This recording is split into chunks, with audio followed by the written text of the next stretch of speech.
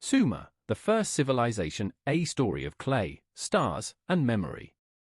Long ago, before pyramids crowned the desert and before kings ruled from marble palaces, there was a people who dared to rise not from conquest, but from imagination. They were not yet called a nation. They had no unified empire. But they built something greater, a blueprint for civilization itself. They were the Sumerians, and their story, lost for thousands of years beneath dust and myth, is where the world as we know it truly begins. The awakening of cities. Let us step into Mesopotamia, the land between rivers, between the Tigris and Euphrates. 5,000 years ago, this floodplain was a volatile mix of rich soil and unpredictable waters. It was not gentle. It did not forgive. But the people who came here were resilient. They dug canals, built levees, redirected rivers, and tamed the floodplain. From hardship, they pulled abundance: barley, dates, onions, garlic, melons, fish. From danger, they drew community. And from the earth, they began to build the first cities the world had ever seen. The names of these cities still resonate like echoes of creation: Uruk, Eridu, Nippur, Lagash, Kish, Ur. They were not villages, they were vast, organized, alive.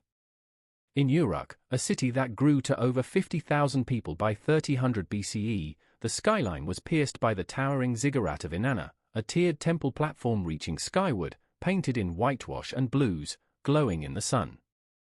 Each city was its own sovereign world, governed by its own god, protected by its own walls, and often in competition with its neighbors. But across these cities flowed a shared culture, language, religion, art, trade, and, most importantly, the written word. A day in Sumer, through the eyes of the living. In the courtyard of a family home in Lagash, a woman named Ninlil grinds barley under the morning sun. Her daughter plays nearby with a clay doll, its face painted with coal, its hair made of twisted reed fibers. The air smells of cooked onions and burnt fish. A man, her husband, returns from the fields, his feet caked in mud from the canals. He carries dates, wrapped in palm fronds, and a story from the temple: a new decree has been issued.